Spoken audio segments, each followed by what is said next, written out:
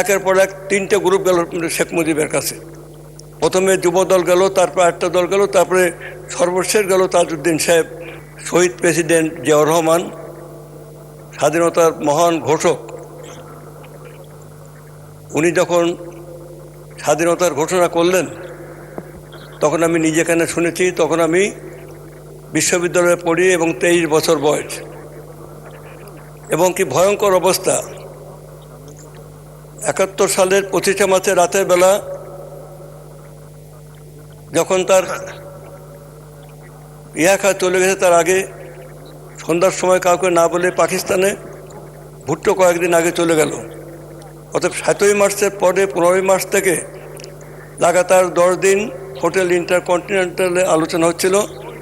তো শেখ সাহেবের কাছে ইয়াখা চলে যাওয়ার পরপরই চট্টগ্রাম বিমানবন্দরে প্রায় 1 লক্ষ সৈন্য এবং আর্মস অ্যামুনিশন সেখানে এসে জমা হলো।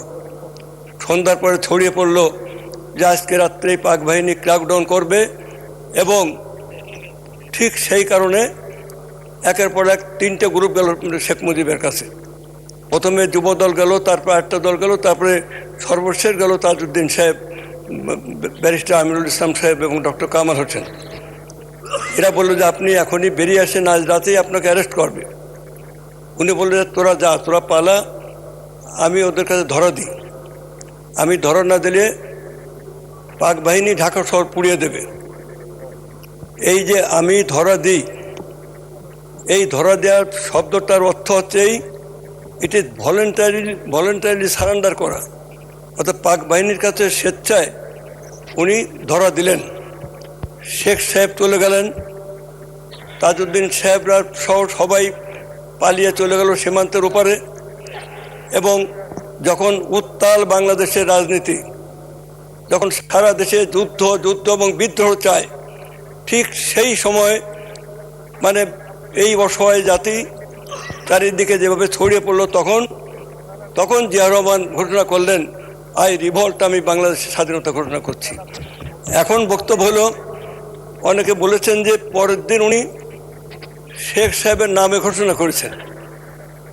শেখ সাহেবের নামে ঘোষণা করা যদি করে থাকেন সে তো অন্যায় কিছু না, কারণ তাকে তো সবাই বলছে যে তিনি স্বাধীনতার, তিনি হচ্ছেন আমাদের মানে স্থপতি। কিন্তু স্থপতি আমি বলতে চাই না, আমি বলতে চাই যে স্বাধীনতার মূল ঘোষণা দিয়েছেন শহীদ প্রেসিডেন্ট জিয়াউর রহমান। এরপর আমি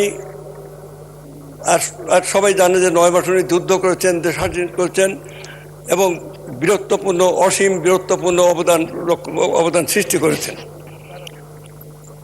তারপরে শহীদ প্রেসিডেন্ট জিয়াউর রহমান যখন ক্ষমতা আসলেন, আমি খুব সংক্ষেপে বলার চেষ্টা করছি, ক্ষমতা আসলেন, তখন উনি যে কাজগুলো হাতে নিলেন, আর আজকে তার সন্তান তারেক রহমান আমাদের প্রধানমন্ত্রী সাহেব যে কাজগুলো করছেন এবং ম্যাডাম যে কাজগুলো করছেন, এই তিনটেকে রিলেট করে আমি আমার বক্তব্যটা মানে সংক্ষেপে বলে শেষ করব।